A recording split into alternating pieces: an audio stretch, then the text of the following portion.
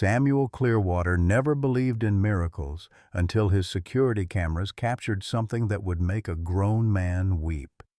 What started as a simple act of kindness on a bitter December night in the Cherokee Mountains would nearly cost him everything he had left: his home, his dignity, and what little family he still claimed.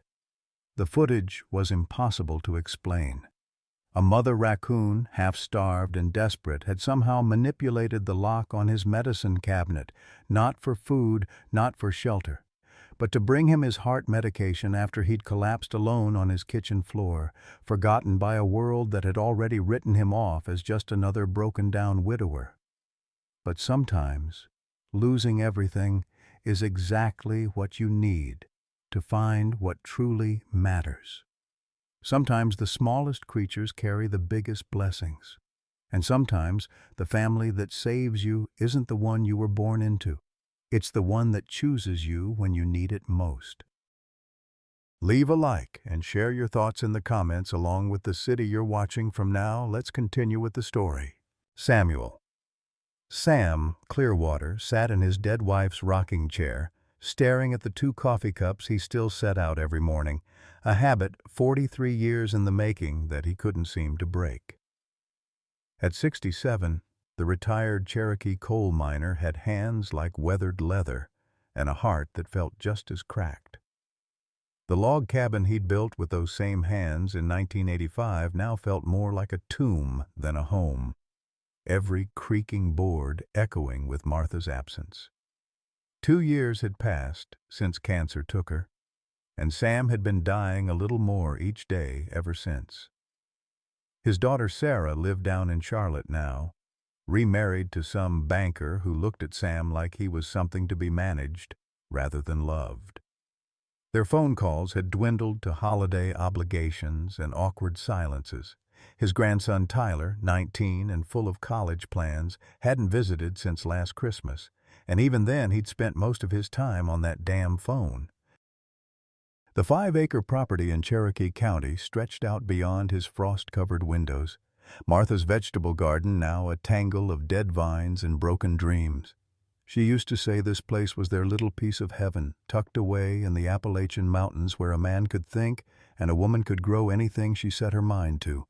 Now it just felt like the edge of the world, and Sam was hanging on by his fingernails. The medical bills from Martha's treatments had bled them dry. Even with her gone, the debt remained like a stubborn stain, growing uglier each month. His pension and Social Security barely kept the lights on, and the bank had been sending letters with increasingly threatening language. $3,200, that's what stood between him and losing everything they'd built together. Might as well be $3 million. Some nights, Sam talked to Martha's photograph until his voice gave out, asking her what the hell he was supposed to do now. The silence that answered back was the cruelest sound in the world. His grandfather had always said that every creature that crossed your path was there for a reason. But Sam couldn't figure out what lesson loneliness was trying to teach him. The security system had been Tyler's idea after someone tried to break into the tool shed last spring. "Grandpa, you're out there all alone," the boy had said, actually showing some concern for once. "At least this way we'll know if something happens." 4 cameras, with night vision, motion sensors, the works. Cost him 2 months' worth of grocery money, but it was the closest thing to family looking out for him that he had left. Sam pulled Martha's old quilt tighter around his shoulders and reached for the weather radio. Another cold front moving in, temperatures dropping into the teens. February in the mountains was unforgiving, and this winter had been particularly cruel. He closed his eyes and tried to remember what it felt like to have someone worry about whether he made it through the night. The motion sensor alert chimed at 6:47 p.m., cutting through the silence of Sam's evening routine like a church bell. He'd been heating up another can of soup, chicken noodle, the same damn thing he'd eaten for the past 4 nights, when his phone buzzed with the security notification. Probably another deer wandering through the property, or maybe that black bear that had been making rounds through the neighborhood. Sam shuffled to his laptop, joints protesting every step. The arthritis in his knees had been acting up something fierce with this cold snap, making him feel every one of his 67 years. He clicked on the camera feed from the back of the property, near the old woodshed where he used to split logs with Martha cheering him on from the kitchen window. What he saw made him lean forward, squinting at the grainy footage. 3 dark shapes moving through the snow, but these weren't deer, too small, too low to the ground. The infrared camera picked up their heat signatures clearly. A larger animal leading 2 much smaller ones, all of them struggling against the wind that was whipping snow around like angry ghosts. "Well, I'll be damned," Sam muttered, adjusting his reading glasses. A mother raccoon with 2 babies, and they looked like hell warmed over. The weather radio had been squawking warnings all afternoon about an Arctic front pushing down from Canada, temperatures expected to drop into record-breaking territory, 18 degrees already and falling fast, with wind chills that could kill. Sam had lived through plenty of mountain winters, but this was the kind of cold that didn't forgive mistakes. The mother raccoon was limping badly on her left hind leg, each step a visible struggle. Her fur, which should have been thick and glossy for winter, hung thin and patchy on her frame. Sam could see her ribs even through the camera's poor resolution. The 2 babies pressed close to her sides, both smaller than they should be for this time of year. Late births, maybe, or just a mother who hadn't been able to find enough food to keep them healthy. Sam watched as the little family reached the shelter of his woodshed and huddled against the wind. The mother tried to dig at the snow with her front paws, probably looking for anything edible. Old acorns, forgotten seeds, anything to keep them alive another day. But the ground was frozen solid, and her efforts only seemed to exhaust her further. One of the babies stumbled and went down, its tiny body disappearing into a snowdrift. The mother raccoon immediately turned back, digging frantically to pull her kit to safety. When she finally managed to lift the baby out, Sam could see it was shivering so violently its whole body convulsed. "Jesus Christ," Sam whispered, his hand moving instinctively to his chest where his heart was starting to pound. This was exactly the kind of situation every wilderness survival guide warned about. Getting involved with wild animals was dangerous on a good day, and these weren't normal circumstances. A desperate mother would fight to the death to protect her young, and raccoons could carry rabies, could bite and claw and leave a man bleeding out in the snow. But as Sam watched the mother raccoon try desperately to shelter her babies with her own failing body, he heard Martha's voice as clear as if she were standing right behind him. "Sam Clearwater, you help what needs helping, and you let God sort out the rest." He'd been hearing her voice less and less lately, and part of him had started to worry that even her memory was abandoning him. But there it was, strong as the day she'd first said those words to him 30 years ago when he'd found an injured hawk in their yard and wasn't sure what to do about it. Sam pulled on his heaviest coat and grabbed a flashlight, then stopped at the refrigerator. Not much in there. Half a loaf of bread, some lunch meat that was probably past its prime, a can of tuna fish that had been sitting there since Martha died. He grabbed the tuna and a small bowl, his grandfather's voice joining Martha's in his head. "Every creature that crosses your path is there for a reason, grandson. The wise man listens to what they're trying to teach." The cold hit him like a physical blow when he opened the back door. The wind was fierce enough to steal his breath, and snow stung his face like tiny needles. He could barely see 10 feet in front of him, but he knew his property well enough to navigate by feel. 42 years of walking these same paths in all kinds of weather. The motion sensor light flickered on as he approached the woodshed, and he could see the raccoon family more clearly now. The mother's head snapped up when she caught his scent, her dark eyes reflecting the harsh LED light. For a moment, Sam thought she might run, taking her babies deeper into the storm where they'd surely freeze to death. Instead, she just watched him, her body positioned protectively over her kits. There was something in her gaze that reminded Sam of Martha during those last weeks in the hospital, a kind of desperate determination, a refusal to give up even when everything seemed hopeless. Moving slowly, Sam set the bowl down about 10 feet from where they huddled and opened the can of tuna. The smell carried on the wind, and he saw the mother's nostrils flare. When was the last time any of them had eaten? Days, maybe weeks, judging by their condition. "It's okay," Sam said quietly, knowing they couldn't understand his words but hoping his tone might calm them. "Just trying to help."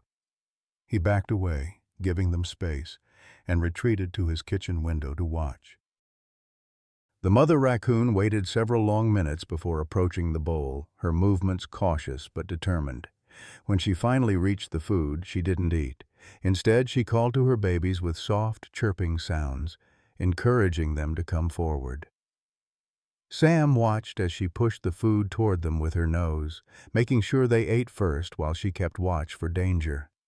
Only after both babies had eaten their fill did she take a few small bites for herself, and even then she kept lifting her head to scan the darkness. That's when Sam noticed the third set of tracks in the snow, smaller and more uneven than the others. There was another baby out there somewhere, one that hadn't made it to the woodshed.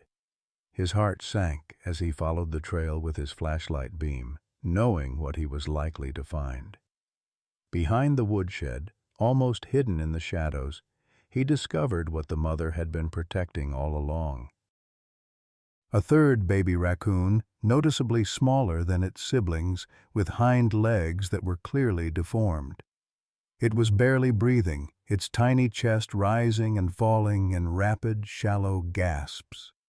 The mother raccoon had been carrying this kit separately, hiding its condition, trying to keep it alive despite its disabilities.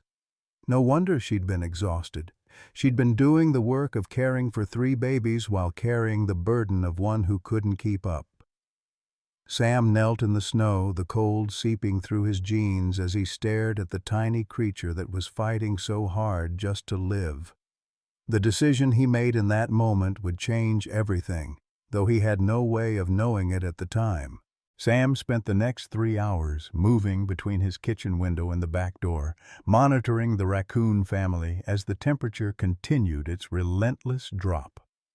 The weather radio crackled with updated warnings, minus 22 degrees and still falling, with wind chills approaching 40 below. This wasn't just cold. This was the kind of Arctic blast that killed everything caught unprepared. By 10 o'clock, the babies had stopped moving entirely. They huddled against their mother's body like small, dark stones. Their breathing so shallow, Sam had to strain to see any sign of life. The disabled kit behind the woodshed had gone completely still, and Sam feared the worst. The mother raccoon's eyes had taken on a glassy, distant look that he recognized from his years working dangerous mines, the expression of someone who knew death was coming and had made peace with it. That's when Sam made the decision that would turn his quiet, solitary life upside down. His garage had been Martha's pottery studio in better days, back when she still had the strength to throw clay and dream of opening a little shop in town. Now it sat mostly empty except for his old tools and a space heater he used when working on small repairs. More importantly, it was insulated, separate from the main house, and had its own entrance. It could serve as temporary shelter without bringing wild animals into his living space. Sam dragged every blanket he could find into the garage, plugged in the space heater, and opened the exterior door wide. The warm air spilled out into the frigid night like an invitation, carrying with it the scent of safety that every living creature understood. He didn't have to wait long. Within minutes, the mother raccoon had detected the warmth and was carefully moving her babies toward the opening. Sam watched from his kitchen window as she made trip after trip, gently carrying each kit in her mouth and placing them on the blankets he'd arranged near the heater. The third trip broke his heart. She emerged from behind the woodshed with the disabled baby, moving slowly and deliberately, as if she knew this might be its last chance. The tiny kit hung limply in her grasp, and Sam couldn't tell if it was unconscious or worse. Once all three babies were settled in the makeshift den, the mother raccoon did something that surprised him. Instead of immediately joining them, she approached the garage entrance and looked directly toward Sam's kitchen window. Their eyes met through the glass, and for a moment that seemed to stretch forever. Sam felt a connection he couldn't explain. It wasn't fear he saw in her gaze or even gratitude. It was something deeper, a kind of recognition, mother to father, survivor to survivor. Then she settled down with her babies and began the careful work of warming them back to life. Sam barely slept that night. Every hour, he checked the security cameras, watching as the mother raccoon methodically licked each baby, stimulating their circulation and sharing her body heat.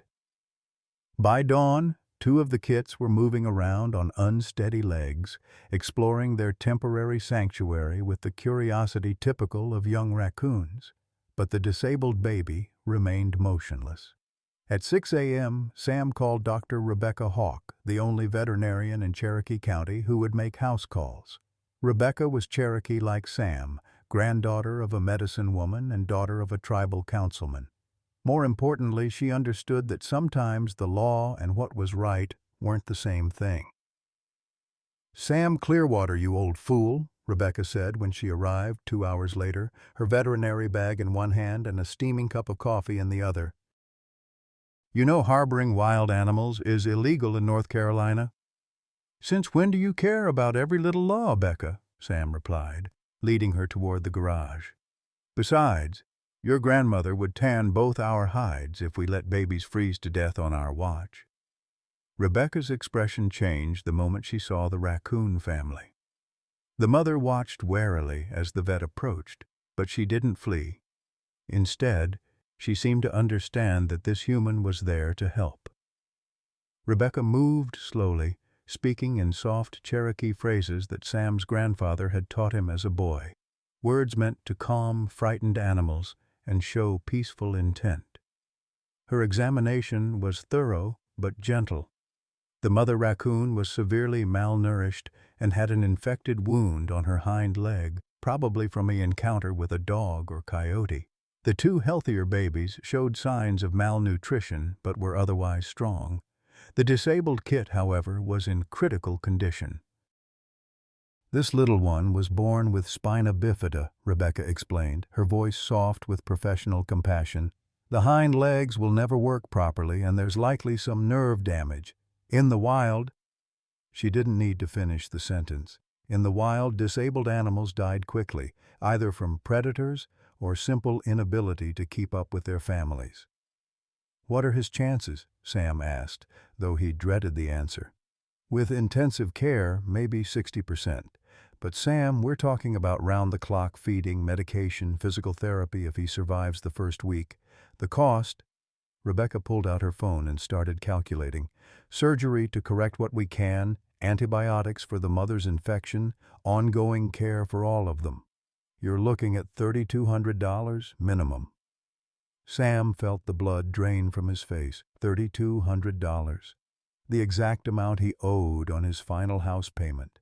The exact amount standing between him and homelessness. "I know that look, Sam Clearwater," Rebecca said gently. "You're thinking about it, aren't you? You're actually considering spending your house payment on 3 raccoons." "4," Sam corrected, watching as the mother raccoon nuzzled her disabled baby with infinite tenderness. "There are 4 of them." Rebecca was quiet for a long moment, studying Sam's weathered face. "Your Martha always said you had the biggest heart in Cherokee County. Said it was going to get you in trouble someday." "Martha also said a man's character is measured by how he treats the helpless," Sam replied. "These babies didn't ask to be born into a world that doesn't want them. Seems wrong to let them die just because I'm afraid of being poor." That's when Tyler's beat-up Honda Civic pulled into the driveway, music thumping loud enough to wake the dead. Sam's grandson unfolded himself from the driver's seat, all 19 years and 6'2" of him, and jogged toward the house with the easy confidence of youth. "Grandpa!" Tyler called out, his breath forming clouds in the frigid air. "Mom said you weren't answering your phone, so she sent me to check on you. She's worried you might have frozen to death or something." Sam exchanged a look with Rebecca. Sarah worried about him freezing to death, but she hadn't bothered to call in 3 weeks. More likely, she was worried about her inheritance. "I'm fine, boy," Sam said, "but I've got company." Tyler followed them into the garage and stopped dead when he saw the Raccoon family. "Holy shit, Grandpa. Are you keeping wild animals in here?" "Language," Sam said automatically, the way Martha always had. "Are you insane?" Tyler's voice rose an octave. "Grandpa, you could get rabies or arrested or both." "And isn't this the same garage where you keep all your expensive tools?" "Tools can be replaced," Sam said quietly. "Lives can't." Tyler stared at his grandfather like he'd grown a second head. "Grandpa, you're behind on your house payments, but you're spending money on rodents." "They're not rodents," Sam replied, his voice carrying an edge of steel that made Tyler step back. "They're family now." "Family?" Tyler's laugh was sharp and bitter. "Your actual family lives 3 hours away and calls you twice a month if you're lucky. But these animals are family?" The words hit Sam like a physical blow, not because they were cruel, but because they were true. His own flesh and blood treated him like an obligation, something to be managed from a distance until he inevitably became too much trouble to bother with. But these 4 small creatures had sought him out in their darkest hour, had trusted him with their lives when they had nowhere else to turn. The mother raccoon was watching this confrontation with intelligent eyes, as if she understood that her baby's fate hung in the balance of this family argument. "Your grandmother would have done the same thing," Sam said finally. "Grandma's dead, Grandpa!" Tyler exploded, years of frustration boiling over. "She's been dead for 2 years, and you can't keep living like she's coming back. You can't keep making crazy decisions and hiding behind what some dead woman might have wanted." The silence that followed was deafening. Even the raccoons seemed to sense the weight of what had just been said. Tyler's face went pale as he realized how his words sounded, but the damage was done. Sam turned away from his grandson and knelt beside the disabled baby raccoon, who was finally showing signs of movement. The kit's tiny front paws paddled weakly, and its eyes opened for the first time since Sam had found it. "Dr. Hawk," Sam said quietly, not looking up. "What do I need to do to save them?" Rebecca glanced between grandfather and grandson, understanding that she was witnessing more than just a decision about animals. "Sam, are you sure about this? Really sure?" Sam picked up the disabled kit with gentle hands, feeling its rapid heartbeat against his palm. "I've never been more sure of anything in my life." The surgery took place on Sam's kitchen table at 7 o'clock that evening, with Tyler reluctantly holding a flashlight and Rebecca working with the precision of someone who'd spent 20 years treating everything from prize bulls to barn cats. The disabled baby raccoon, Sam had started calling him Spirit, lay unconscious under anesthesia while Rebecca carefully examined the spinal defect that had left his hind legs useless. "The good news is that his spine isn't completely severed," Rebecca murmured, her hands moving with practiced efficiency. "There's still nerve function, which means he might regain some mobility with the right care. The bad news is that he'll never be a normal raccoon." Sam watched every movement, his weathered hands surprisingly steady as he assisted. Martha had always said he had surgeon's hands when it came to delicate work, the same steady touch that had made him one of the best miners in Cherokee County, able to handle explosives and heavy machinery with equal skill. Tyler stood in the corner, his earlier anger replaced by reluctant fascination. Will he be able to walk at all? "Maybe," Rebecca replied, not looking up from her work. "Raccoons are incredibly adaptable. I've seen animals overcome disabilities that would kill most creatures, but he'll need months of physical therapy, special equipment, constant care. The operation lasted 3 hours. Rebecca cleaned and sutured the spinal opening, administered antibiotics, and fitted Spirit with a tiny splint system to support his lower body. Meanwhile, she treated the mother raccoon's infected leg wound and gave both healthy babies a thorough examination. "The mother, what are you calling her?" Rebecca asked as she packed up her equipment. "Ayana," Sam replied. It was Martha's Cherokee name, meaning eternal blossom. The name had come to him while watching the mother raccoon's tireless devotion to her babies. Ayana needs another week of antibiotics, but she should make a full recovery. The other two— "Dakota and Kimmy," Sam interrupted. "Friend to everyone and secret keeper." Rebecca smiled. "Dakota and Kimmy are undernourished but healthy. With proper food and care, they'll be fine. But Sam—" She placed a gentle hand on his shoulder. "This is just the beginning. You're looking at months of round-the-clock care, special diets, veterinary visits, equipment for Spirit's mobility, and that's assuming no complications." Tyler had been unusually quiet during the surgery, but now he spoke up. "Grandpa, where are you going to get the money for all this? You just spent your house payment on one night's worth of medical care." Sam had been dreading this conversation, but there was no avoiding it now. "I'll figure something out." "Figure what out?" Tyler's voice rose again. "You're already behind on bills. You're living on Social Security and a pension that barely covers groceries. And now you're talking about months of expensive veterinary care for wild animals that might not even survive." "They'll survive," Sam said with quiet conviction. "They just need someone to believe in them." "This is insane," Tyler muttered, but his eyes kept drifting to Spirit, who was beginning to stir from the anesthesia. The tiny raccoon's front paws moved in swimming motions, and he made soft, chittering sounds. Rebecca gathered her things and headed for the door. "I'll check on them tomorrow. Sam, call me if there are any changes, especially with Spirit. And Tyler," she turned to face the young man, "your grandfather is doing something most people wouldn't have the courage to attempt. You might want to think about that before you judge him too harshly."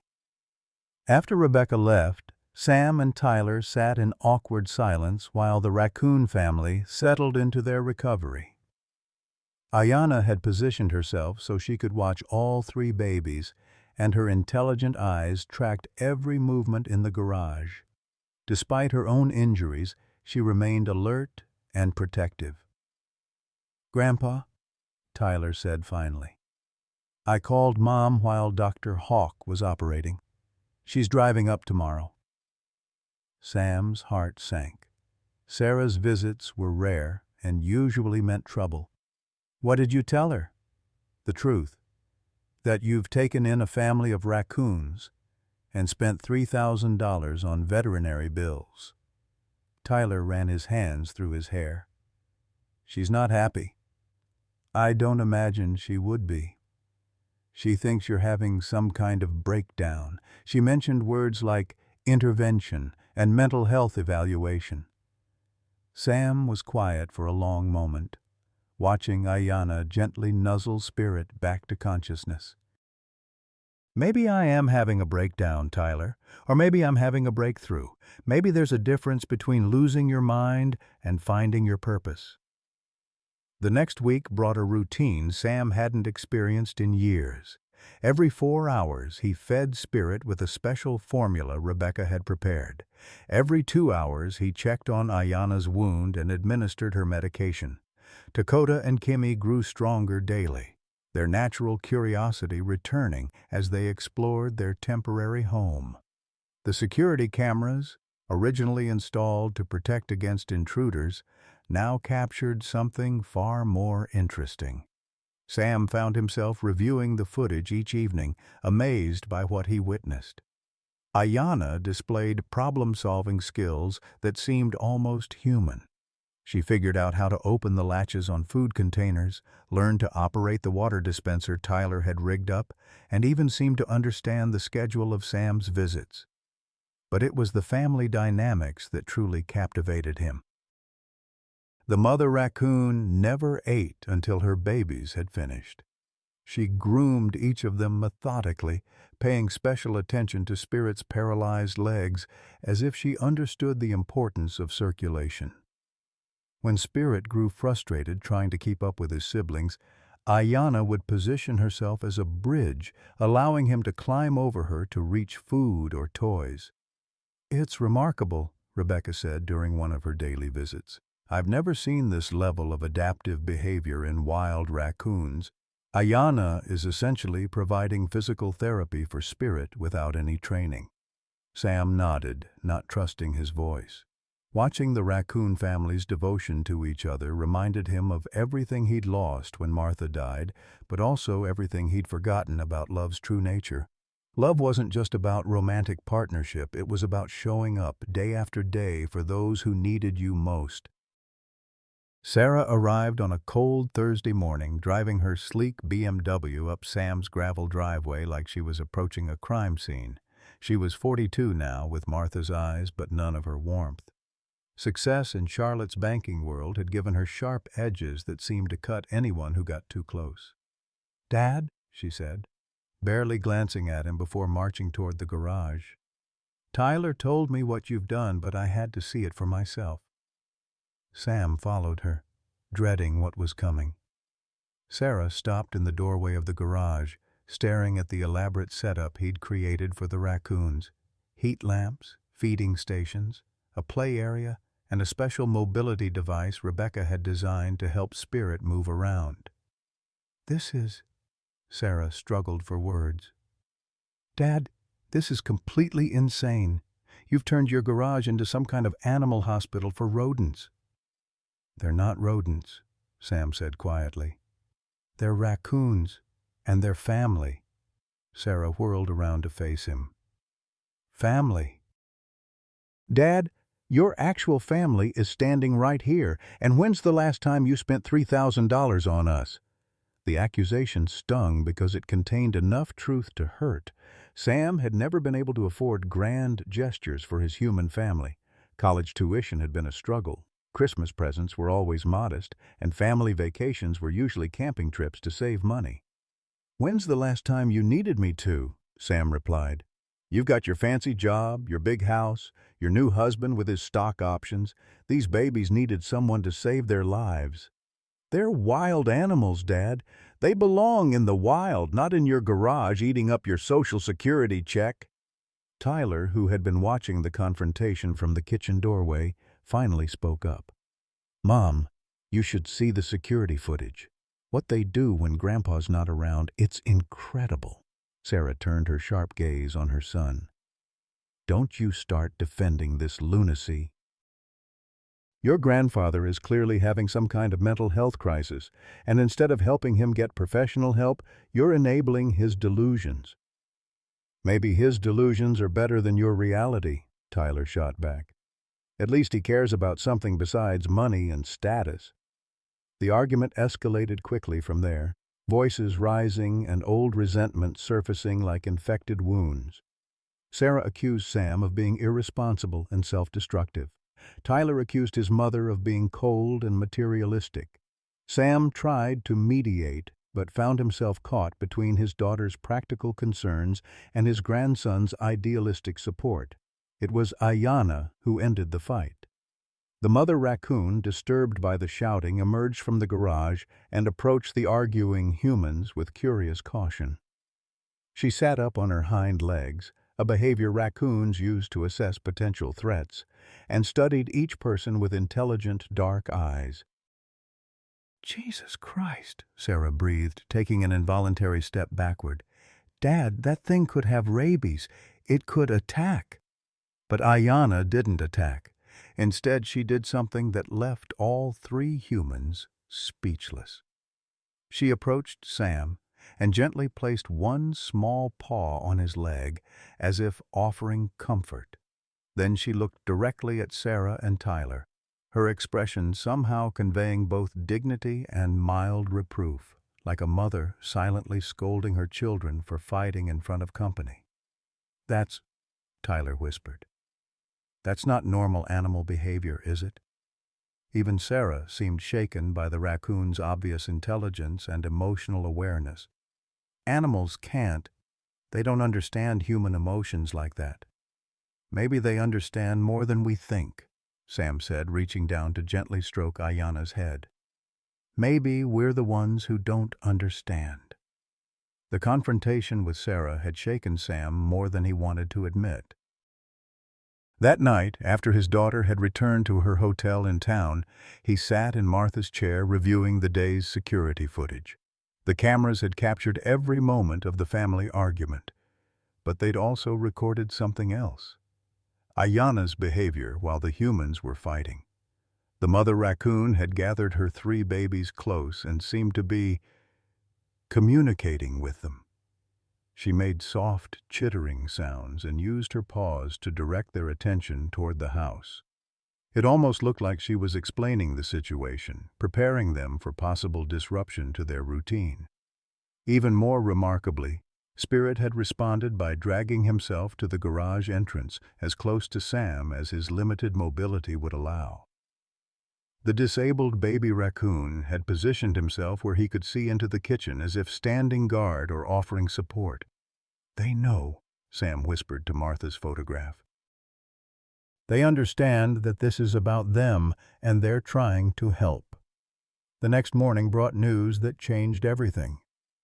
Tyler answered the door to find a stern-faced man in a county uniform carrying an official-looking folder.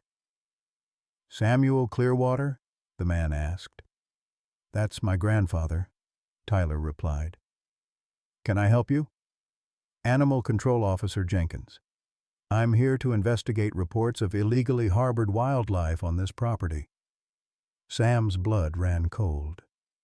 Someone had reported him, probably Mrs. Henderson from down the road, who had always complained about everything from his truck's exhaust to Martha's garden scarecrows. Or maybe Sarah had made the call herself, thinking it was for his own good. Officer Jenkins was professional but firm. He examined the garage setup, took photographs, and asked detailed questions about how long the raccoons had been there and what kind of veterinary care they'd received. Sam answered honestly, knowing that lies would only make things worse. "Mr. Clearwater, I understand your intentions were good, but North Carolina state law is very clear about harboring wild animals without proper permits. I'm going to have to confiscate these animals and take them to the state wildlife facility." "Please," Sam said, his voice breaking. "The disabled baby won't survive in a facility. He needs specialized care." "I'm sorry, sir. I really am. But the law is the law." Tyler stepped forward, his jaw set with determination that reminded Sam of Martha when she'd made up her mind about something. "What if we could get the proper permits? What would it take to make this legal?" Officer Jenkins consulted his paperwork. Wildlife rehabilitation license, approved veterinary supervision, proper facilities inspection, and a hefty application fee. "But Mr. Clearwater, those permits can take months to process, and there's no guarantee they'd be approved for a private residence." "How much?" Tyler asked. "The application fee alone is $800, plus facility upgrades to meet state standards, ongoing veterinary costs, annual renewals." Jenkins shook his head. "You're looking at several $1,000s minimum." Sam felt the world tilting beneath his feet.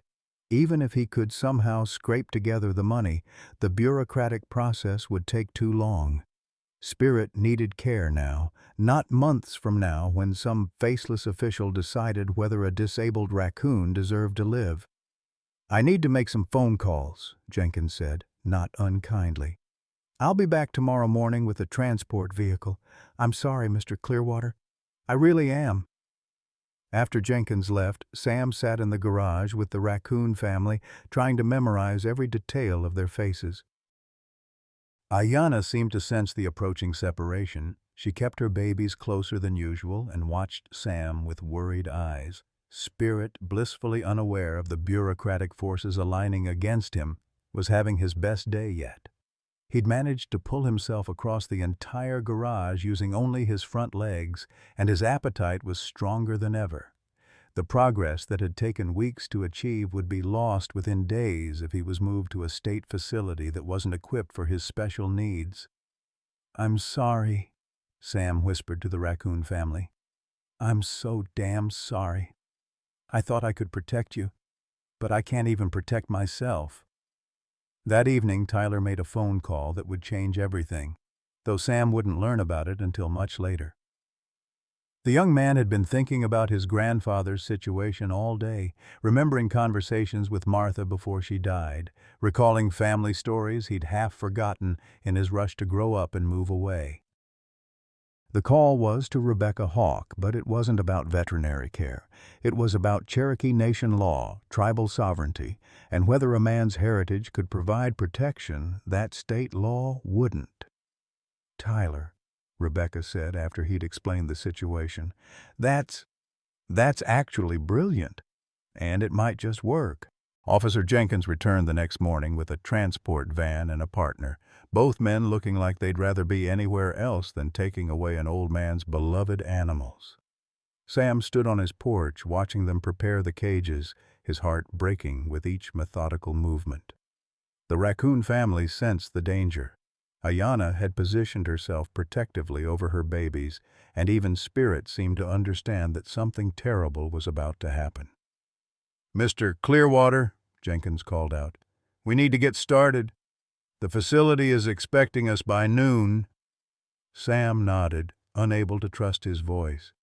He'd spent the sleepless night saying goodbye to each raccoon, memorizing the feel of Spirit's tiny paws against his palm, the way Dakota chirped when he was happy, how Kimmy always fell asleep curled against his wrist. He'd tried to explain to Ayanna that this wasn't his choice, though he knew she couldn't understand the human laws that were tearing their family apart. That's when Tyler's Honda came roaring up the driveway, followed by Rebecca's veterinary truck and, surprisingly, an official Cherokee Nation vehicle with tribal plates. Sam watched in confusion as his grandson jumped out of his car, practically vibrating with excitement. "Wait!" Tyler shouted to the animal control officers. "You can't take them." Jenkins sighed. "Son, we've been through this. The law is clear." "Which law?" Rebecca Hawk stepped forward, carrying a folder thick with official documents. "State law or tribal law? Because last I checked, Cherokee Nation sovereignty still meant something in North Carolina." Behind her, a distinguished Cherokee man in his 60s emerged from the tribal vehicle. Sam recognized him immediately. Joseph Morningstar, chairman of the Cherokee Nation Council and one of the most respected leaders in the region. He was also Tyler's great-uncle on his mother's side, though the family connection had been strained for years. "Officer Jenkins," Chairman Morningstar said with quiet authority, "I believe there's been a misunderstanding about jurisdiction here." Jenkins looked confused. "Sir, this is county property. State law applies."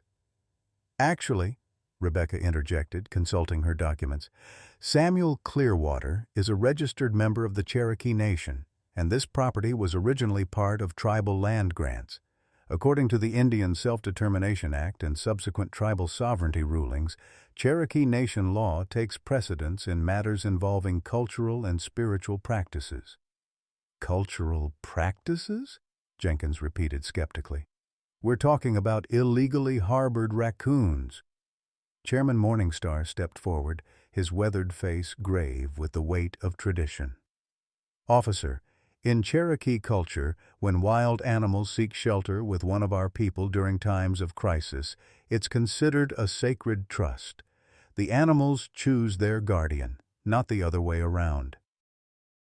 To break that bond would be a violation of our most fundamental spiritual beliefs." Sam stared at the tribal chairman in amazement. He'd known Joseph Morningstar for decades, but they'd never been close. Sarah had always maintained that her father's Cherokee heritage was something to be downplayed, not celebrated, especially in her professional circles. Tyler was grinning like he'd just won the lottery. "Grandpa, I called Uncle Joseph last night. Told him about the Raccoons, about Spirit's disability, about how Ayanna chose you to care for her family.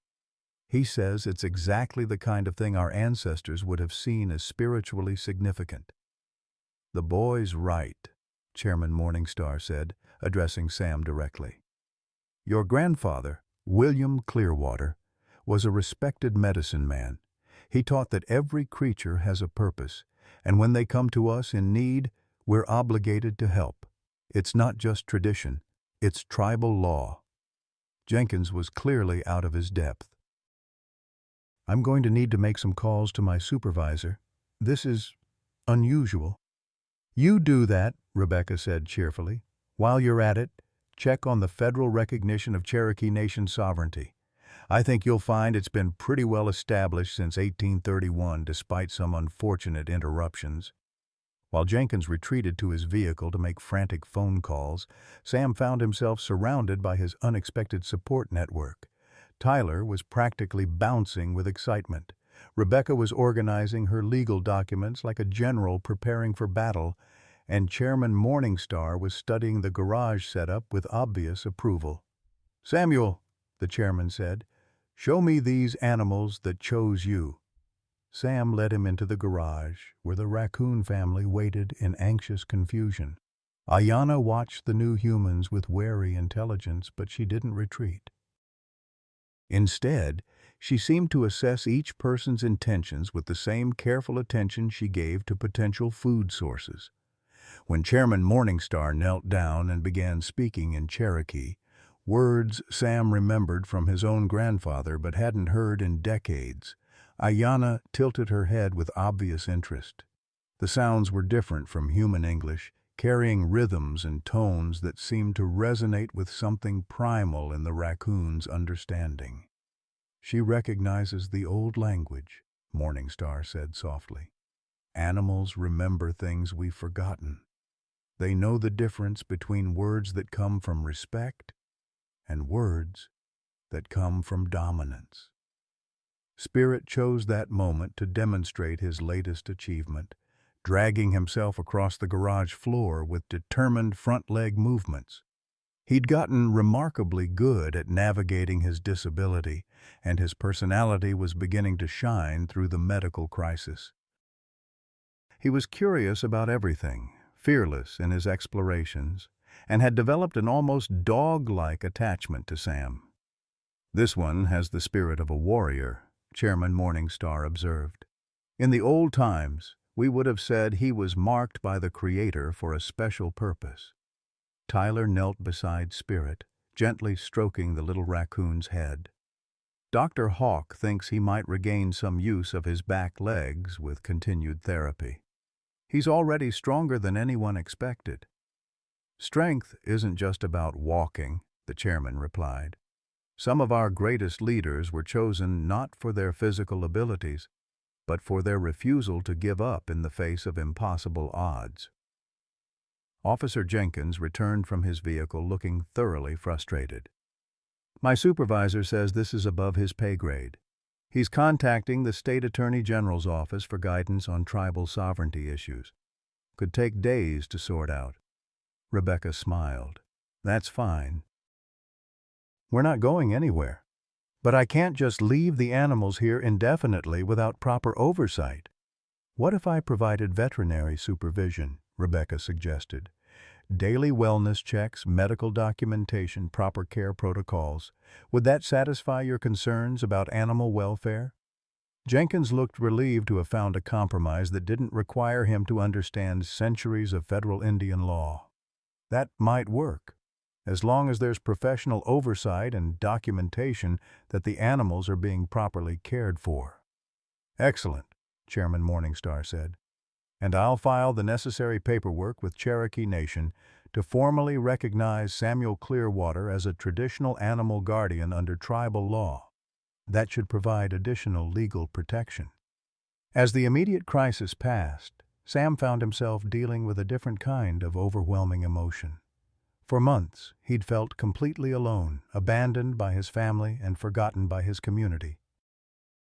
Now, suddenly, he was surrounded by people fighting for him, supporting his decision to care for the raccoons, even when it seemed impossible.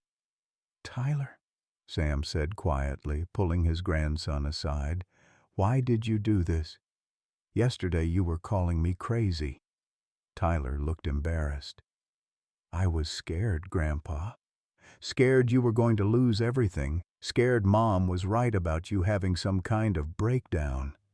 But then I watched the security footage, really watched it, not just glanced at it. The way Ayana takes care of Spirit, the way they all work together as a family. It reminded me of something Grandma used to say." "What's that?" "That love isn't about being practical or making sense. It's about showing up when someone needs you, even when it cost you everything you thought you wanted." Sam felt tears threatening for the first time since Martha's funeral. She said that? All the time. Usually when she was explaining why she put up with your stubborn Cherokee pride and your tendency to take in every stray that wandered onto your property. Tyler grinned.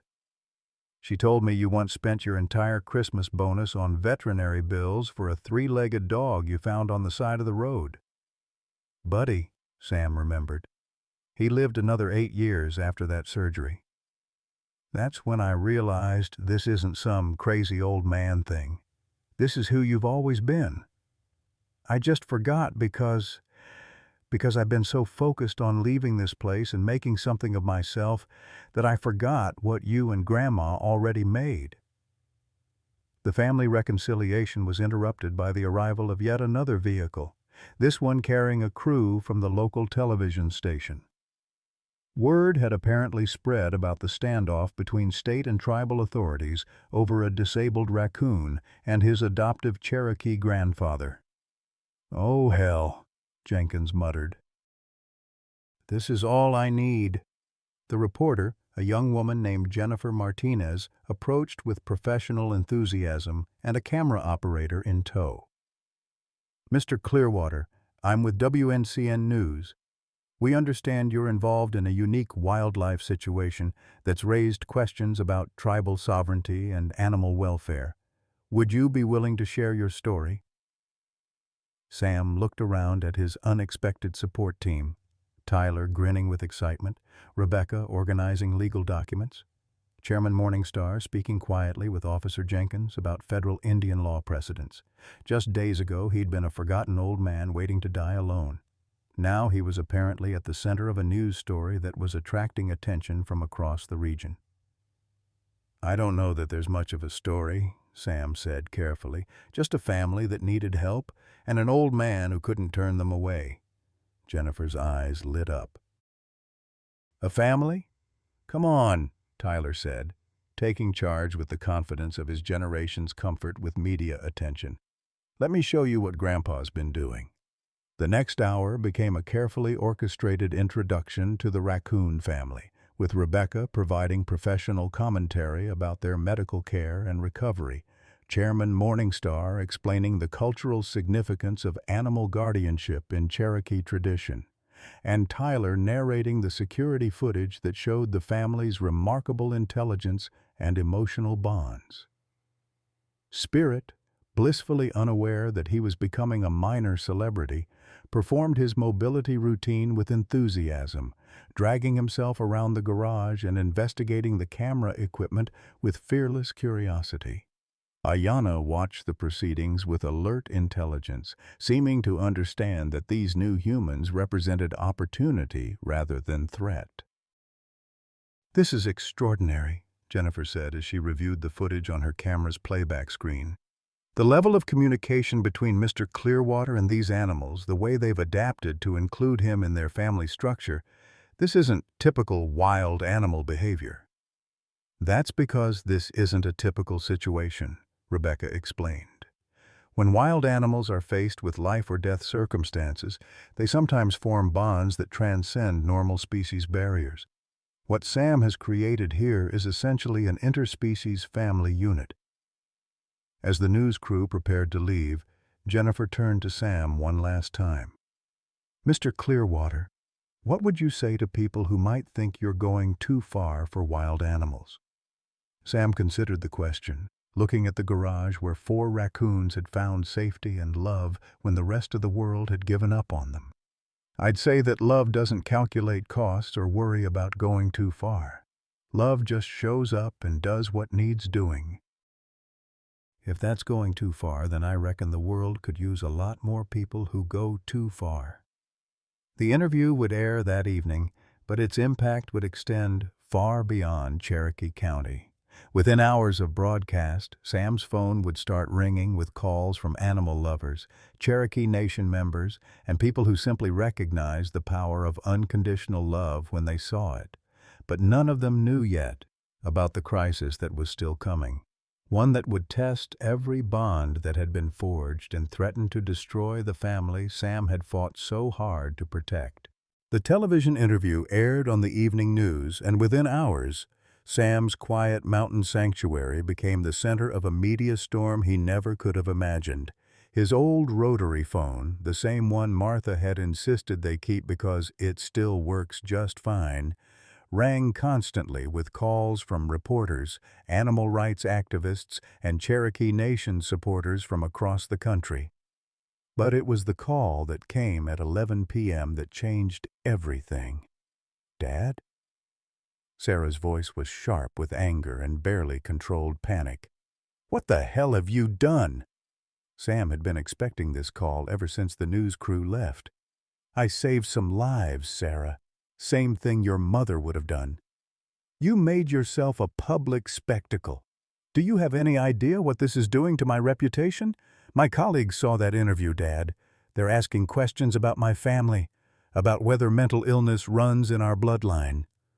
The words hit Sam like a physical blow. Mental illness. Sarah was so embarrassed by her father's compassion that she was willing to publicly question his sanity to protect her precious career. "Your grandmother always said the Cherokee blood ran strong in our family," Sam replied quietly. "Maybe what you're calling mental illness, I call remembering who we really are." "Don't you dare bring Mom into this," Sarah snapped. She would never have supported this ridiculous obsession with wild animals. She was practical, responsible. "She spent 3 months hand-feeding a baby hawk with a broken wing," Sam interrupted. "Kept it in our bathroom until it was strong enough to fly. You were 7 years old. You helped her." The silence on the other end of the line stretched long enough that Sam wondered if the connection had been lost. When Sarah finally spoke, her voice was different, smaller, uncertain. "That was different." "How?" Because we could afford it then. Because Mom wasn't dying and leaving behind massive medical bills. Because you weren't throwing away your future for animals that don't even understand what you're sacrificing for them." Sam closed his eyes, finally understanding the real source of his daughter's anger. This wasn't about embarrassment or reputation. It was about fear. Fear that her father was choosing to love something else more than he loved his own survival, more than he loved his own family. "Sarah," Sam said gently, "these animals didn't take anything away from you. They just showed me there was still love left in this old heart." "Love?" Sarah's laugh was bitter. "Dad, you're about to lose your house over raccoons. Where's the love in leaving your family with nothing?" Before Sam could respond, she hung up, leaving him alone with the dial tone and the weight of his daughter's words. Maybe she was right. Maybe he was being selfish, choosing the immediate needs of 4 wild animals over the long-term stability that would benefit his human family. The doubt crept in like cold mountain fog, seeping through every crack in his resolve. The next morning brought a development that made Sam's personal crisis seem insignificant. Tyler burst through the front door at dawn, his face pale with panic and a court document clutched in his trembling hands. "Grandpa, Mom's lost her mind," Tyler gasped, out of breath from running up the driveway. "She filed papers with the county court. She's trying to have you declared mentally incompetent." Sam took the legal papers with steady hands, though his heart was hammering against his ribs. The language was cold and clinical. Petition for determination of mental incapacity and appointment of guardian. Sarah was asking the court to strip him of his legal rights and place him under her control. "She can't do this," Tyler said, pacing the kitchen like a caged animal. "Can she? Grandpa, tell me she can't actually do this." Sam read through the document carefully, his mining-trained mind cutting through the legal jargon to understand the real threat. Sarah was using his recent behavior, taking in wild animals, spending money on veterinary care, making decisions that seemed irrational to outside observers, as evidence that he was no longer capable of managing his own affairs. "She can try," Sam said finally. "Whether she succeeds depends on what the court thinks about a Cherokee man caring for animals that chose him." The hearing was scheduled for the following week, which meant Sam had 7 days to prepare for a legal battle that could cost him everything. If Sarah won, she would have complete control over his finances, his property, and his decisions about the raccoons. She could force him into a nursing facility and dispose of the animals without his consent. That afternoon, Rebecca arrived with news that made the situation even more dire. "Sam, I got a call from the state wildlife facility. They're under pressure from county officials to confiscate the raccoons pending the outcome of your competency hearing." "Pressure from who?" Rebecca's expression was grim. "I think Sarah made some calls. If you're declared incompetent, any permits or legal protections we've secured could be invalidated. She's trying to remove the raccoons before the hearing even happens." Sam sank into Martha's chair, feeling the weight of impossible choices settling on his shoulders like a lead blanket. Fight Sarah's petition and risk having the raccoons taken away immediately. Accept her guardianship and lose them anyway when she inevitably decided they were too expensive to maintain. That evening, as Sam sat in the garage watching Ayanna groom her babies, he made a decision that surprised even himself. Spirit was having one of his best days yet. He'd managed to pull himself up onto a low shelf using only his front legs, and his appetite was stronger than it had been since the surgery. Dakota and Kimmy were playing together with the easy joy of healthy young animals, their earlier trauma forgotten in the security of their makeshift home. They trusted him completely. When he entered the garage, all 4 raccoons immediately focused their attention on him, looking for food, comfort, or simply companionship. They had no understanding of court hearings or mental competency evaluations. They only knew that this human had saved their lives and continued to care for them with unwavering dedication. "I won't let them take you," Sam whispered to the raccoon family. "I don't know how, but I won't let that happen." Ayanna approached him with the confident gait of an animal who no longer feared human contact. She stood up on her hind legs and placed her front paws on his knee, studying his face with those intelligent dark eyes.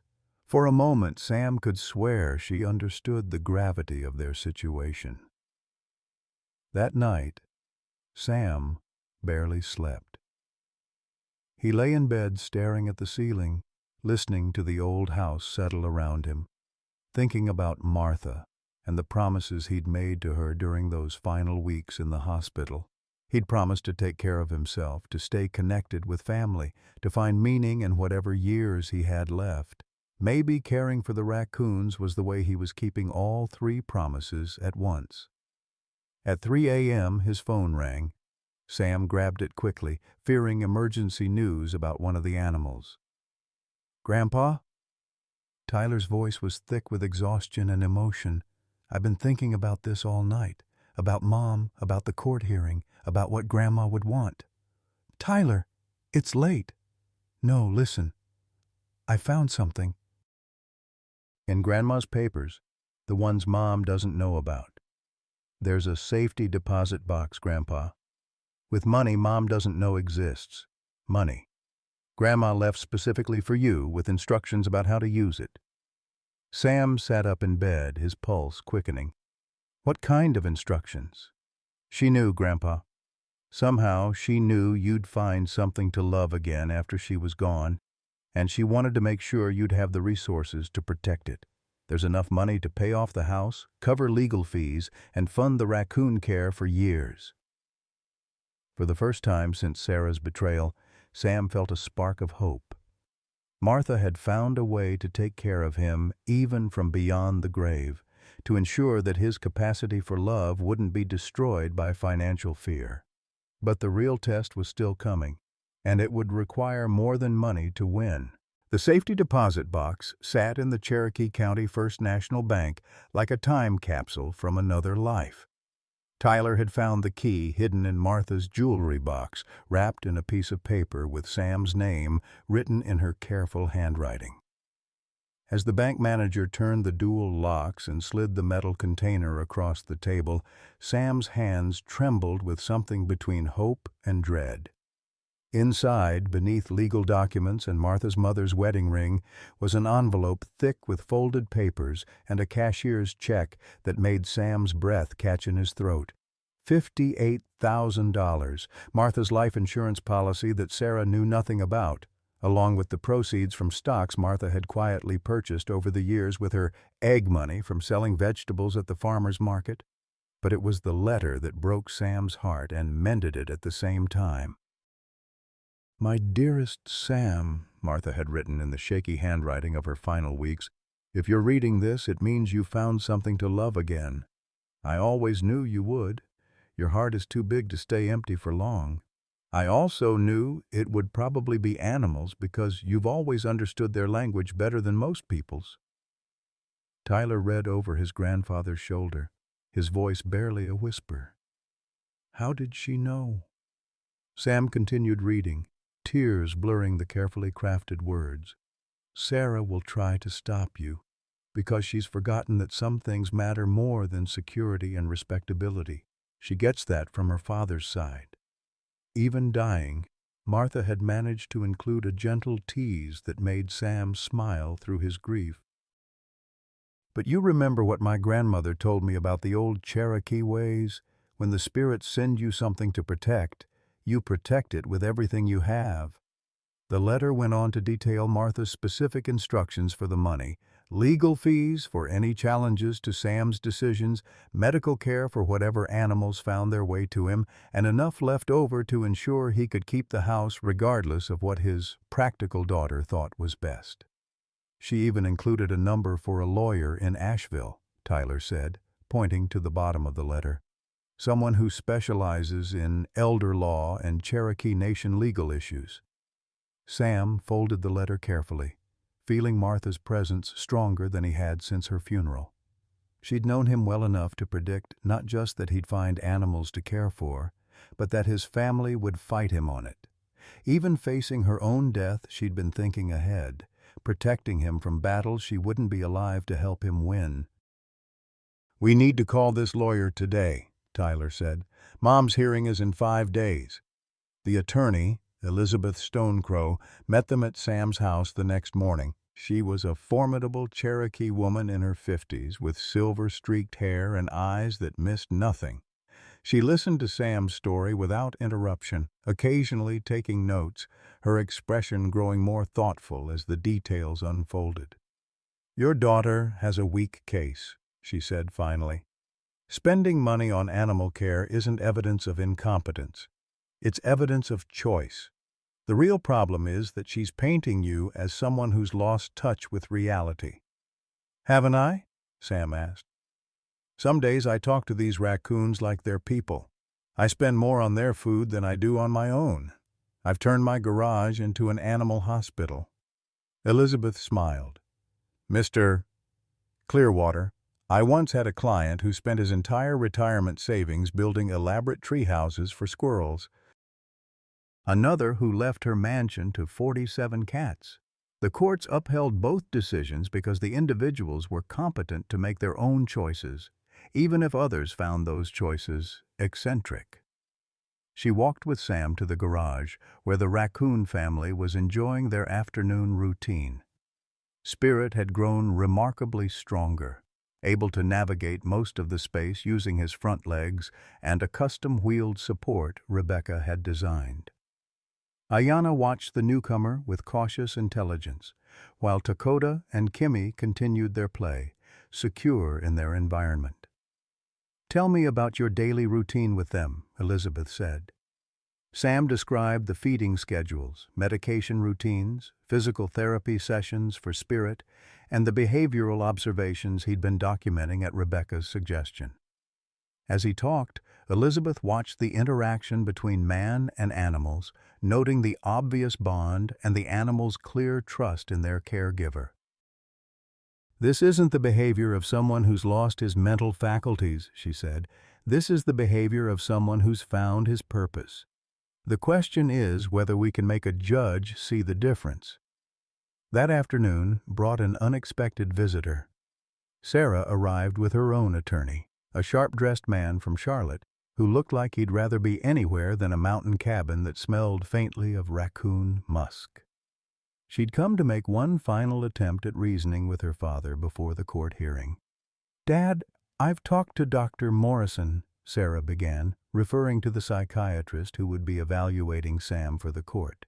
"He's willing to recommend supervised living instead of full guardianship if you agree to give up the animals and move to an assisted living facility in town." "Supervised living?" Sam repeated the words like they tasted bitter. "It would give you independence while ensuring you have proper medical care and financial oversight. You could visit the animals at a proper wildlife facility. Visit them while they're caged?" Sam's voice carried an edge of steel. "Watch Spirit lose the progress he's made because nobody there understands his specific needs?" Sarah's attorney cleared his throat. "Mr. Clearwater, your daughter is offering a compromise that would allow you to maintain some dignity while ensuring your welfare. The alternative could be much less favorable." Tyler, who had been silent throughout the exchange, suddenly stood up. "The alternative is that we prove you're wrong about Grandpa's mental state, and you lose everything." "Tyler, stay out of this," Sarah snapped.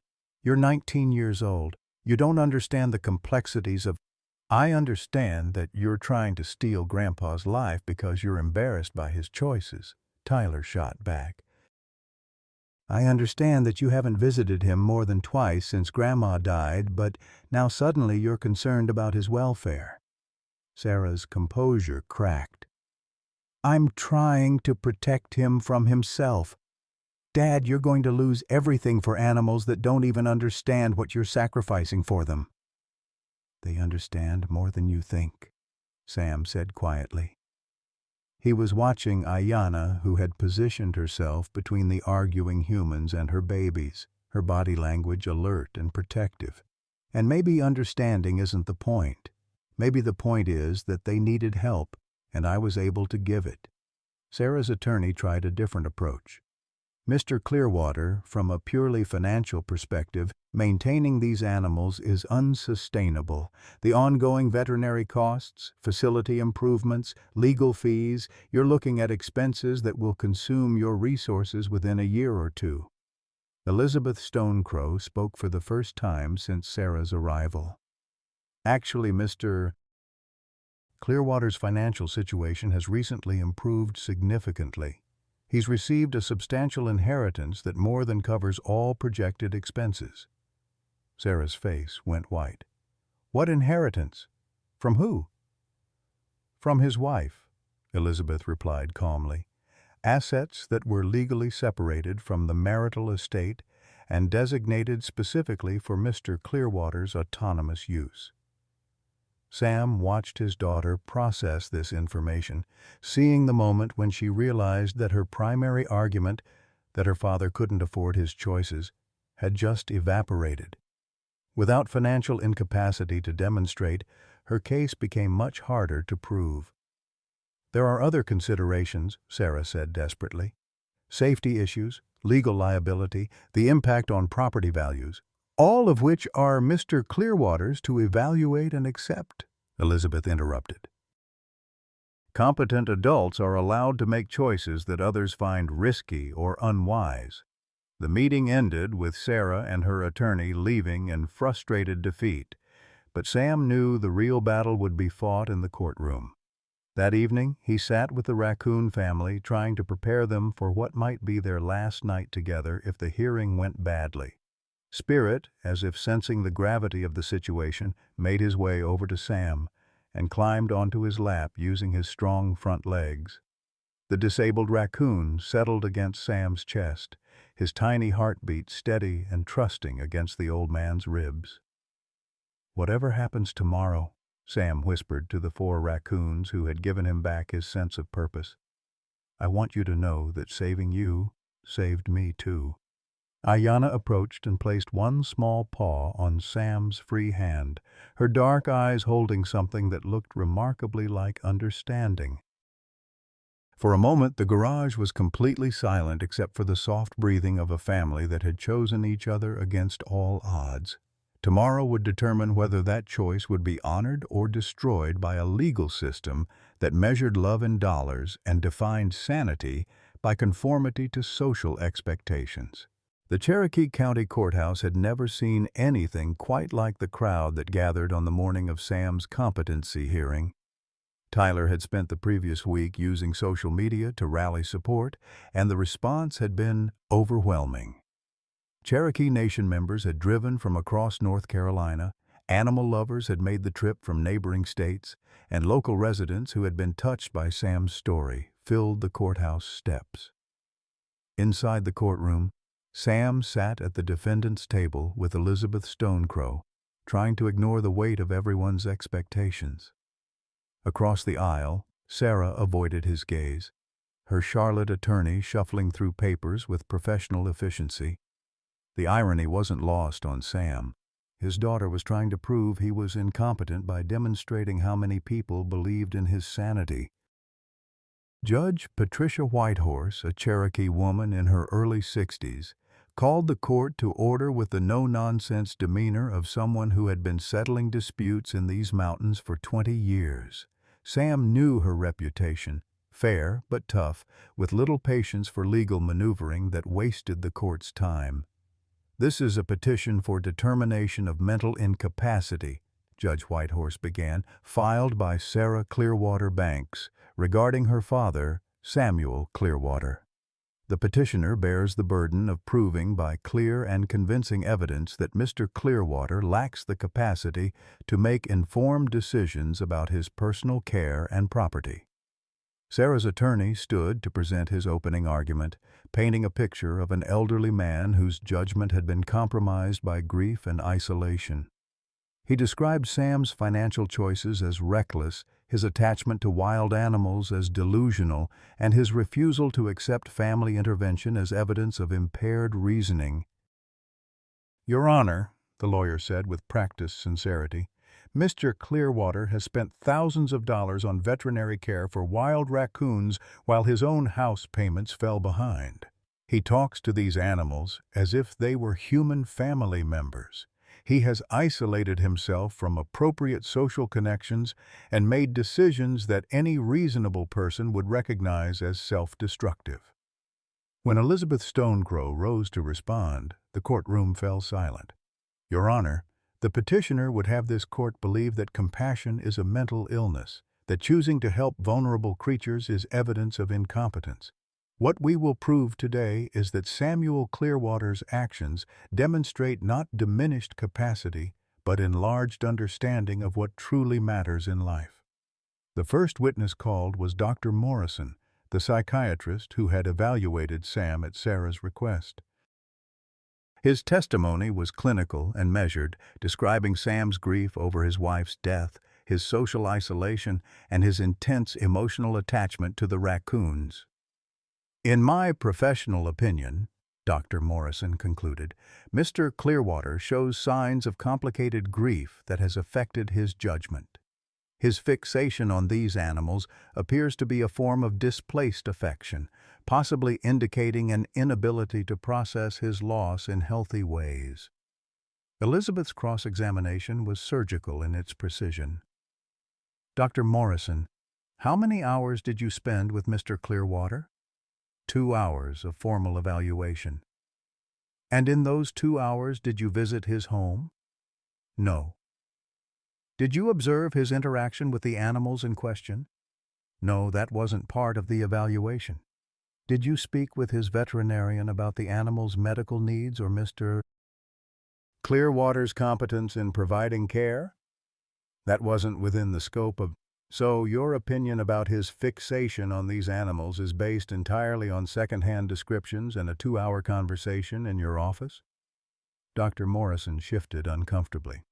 The evaluation followed standard protocols for assessing mental capacity.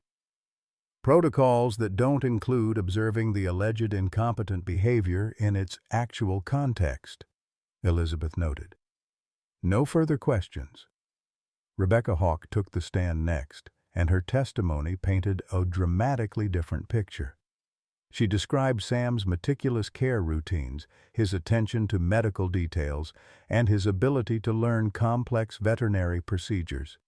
She presented documentation showing that under Sam's care, all 4 raccoons had thrived beyond medical expectations. Dr. Hawk, Elizabeth asked, in your professional opinion as a licensed veterinarian, is Mr. Clearwater competent to care for these animals? Absolutely. I've worked with professional wildlife rehabilitators who aren't as dedicated or skilled as Sam has become. His record-keeping is meticulous, his medication protocols are perfect, and his observation skills have caught medical issues I might have missed. Sarah's attorney tried to undermine Rebecca's credibility during cross-examination. Dr. Hawk, isn't it true that you've been romantically involved with Mr. Clearwater? The question hung in the air like a challenge. Rebecca's face flushed, but her voice remained steady. No, counselor, that is not true. My relationship with Mr. Clearwater is purely professional, based on our shared commitment to animal welfare. But you are Cherokee, like Mr. Clearwater. Isn't your testimony biased by cultural sympathies? Judge Whitehorse intervened before Elizabeth could object. Counselor, I'm Cherokee too. Are you suggesting that clouds my judgment in this matter? The lawyer backtracked quickly, but the damage to his credibility was done. Tyler's testimony was the most emotionally powerful moment of the hearing. He described watching his grandfather transform from a broken, isolated man into someone with purpose and joy. He showed the court the security footage of Spirit's remarkable progress, Ayana's intelligent problem-solving, and the obvious bond between Sam and his adopted family. My grandfather didn't lose his mind when he took in these raccoons, Tyler said, his voice strong with conviction. He found it again. For the first time since my grandmother died, he had a reason to get up in the morning, something to care about besides his own grief. During cross-examination, Sarah's attorney tried to paint Tyler as a young man manipulated by his grandfather's delusions. Isn't it true that you initially opposed your grandfather's actions? Yes, Tyler admitted. I was scared and selfish and didn't understand what he was trying to do, but that was my failure, not his. Chairman Joseph Morningstar's testimony provided the cultural and legal framework that elevated the case beyond simple animal welfare. He explained Cherokee traditions regarding animal guardianship, the spiritual significance of animals choosing their human protectors, and the federal recognition of tribal sovereignty in matters of cultural practice. In Cherokee law and tradition, Chairman Morningstar testified, when wild animals seek shelter with one of our people during times of crisis, it creates a sacred bond. To break that bond arbitrarily would be a violation of our most fundamental spiritual beliefs. The most dramatic moment came when Elizabeth called Sam himself to testify. He spoke quietly but clearly about Martha's death, his isolation, and the night he found the raccoon family freezing in his yard. He described the daily routines of care, the small victories like Spirit's improved mobility, and the way the animals had given him back his sense of purpose. Mr. Clearwater, Elizabeth asked, Do you understand that some people think your devotion to these animals is excessive? I do, Sam replied. But I also understand that love isn't something you ration.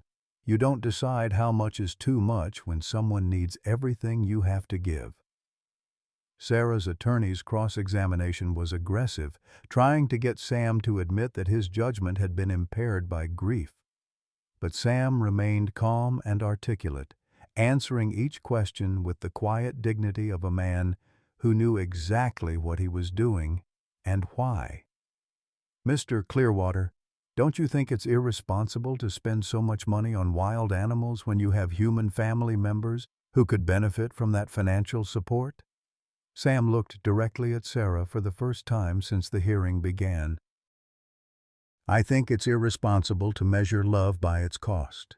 These animals needed me to save their lives. My daughter needs me to validate her choices by abandoning my own. I know which need is more urgent. The courtroom was silent as Sam returned to his seat, the weight of his words settling over everyone present. Judge Whitehorse called for a brief recess before closing arguments, and Sam knew that the next hour would determine whether his newfound family would survive. The courtroom remained hushed as Judge Whitehorse returned from recess, her expression unreadable. Sam felt Tyler's hand squeeze his shoulder while Elizabeth organized her final notes. Across the aisle, Sarah stared at her hands, no longer able to meet her father's eyes. After careful consideration of all testimony and evidence presented, Judge Whitehorse began, her voice carrying the weight of judicial authority. This court finds that the petitioner has failed to meet the burden of proof required to demonstrate mental incapacity. A collective exhale swept through the courtroom, but the judge wasn't finished. Mr. Samuel Clearwater has demonstrated clear understanding of his financial situation, the risks and benefits of his choices, and the consequences of his actions. The evidence shows that his decisions, while unconventional, are the product of deliberate choice rather than impaired judgment. The fact that others may disagree with those choices does not constitute grounds for declaring him incompetent.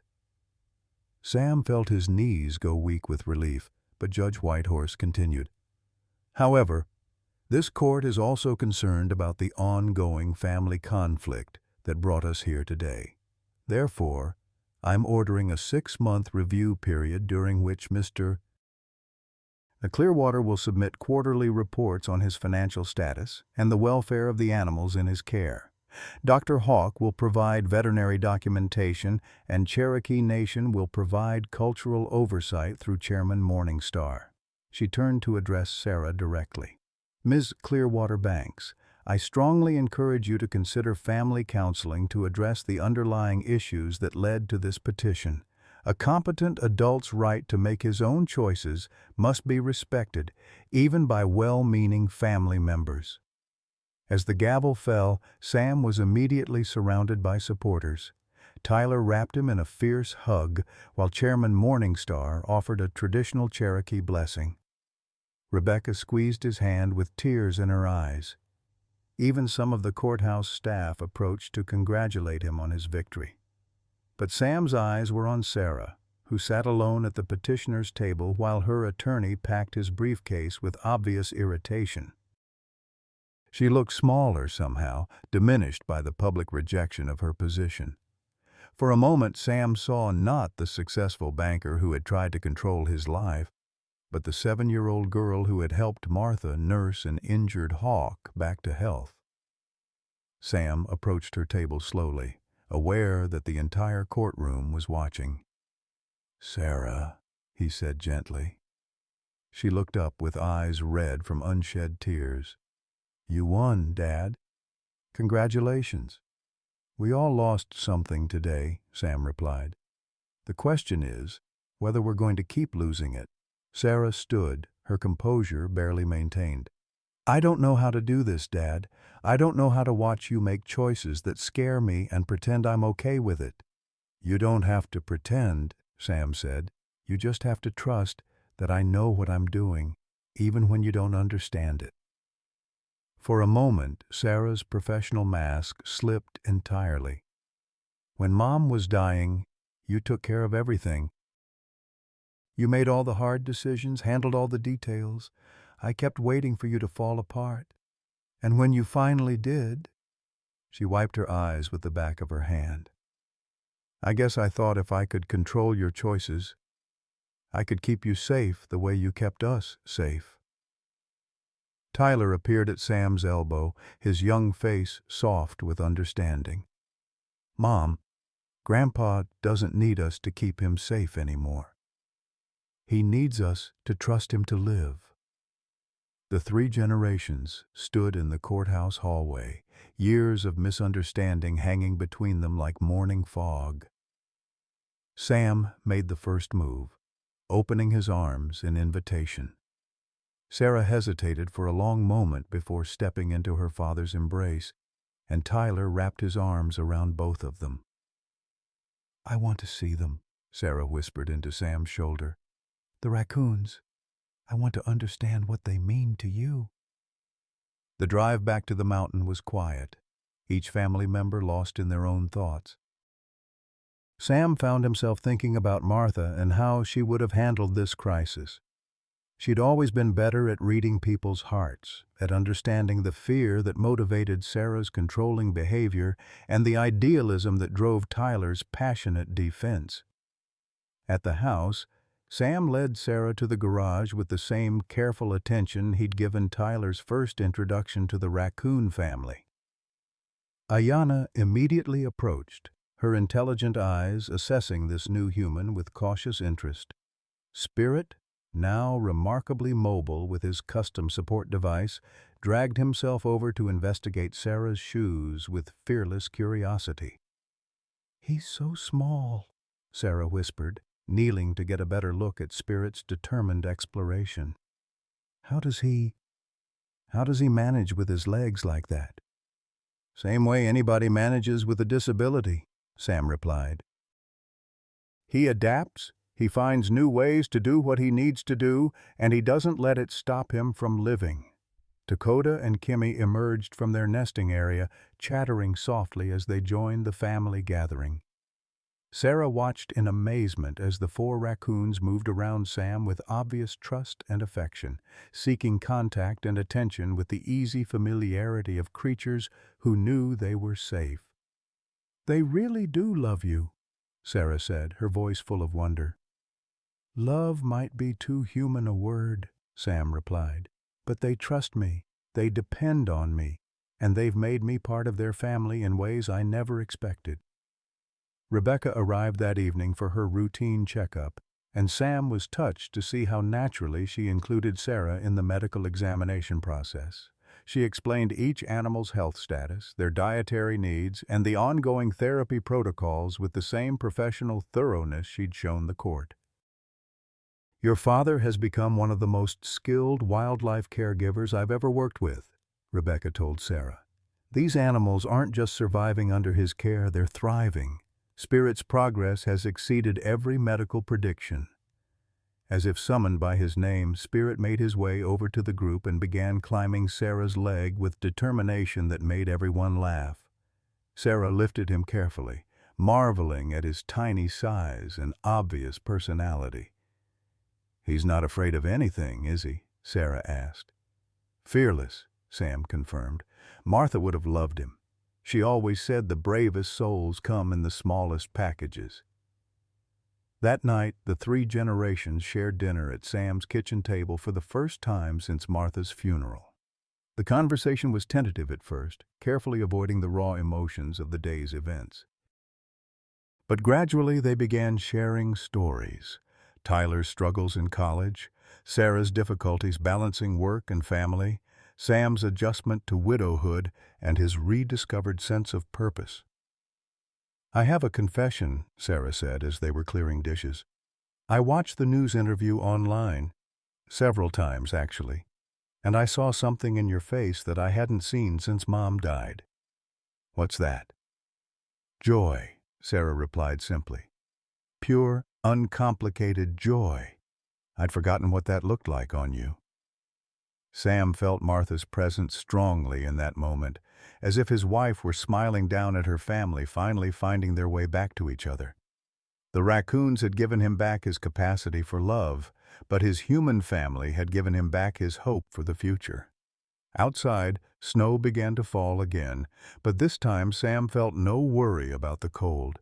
His extended family was safe, warm, and together, exactly as it should be.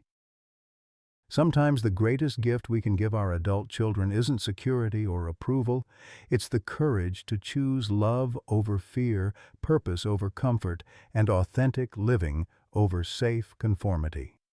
At 67, Samuel Clearwater discovered that it's never too late to open your heart to unexpected family, even when that family has masked faces and tiny paws. His Cherokee grandfather was right.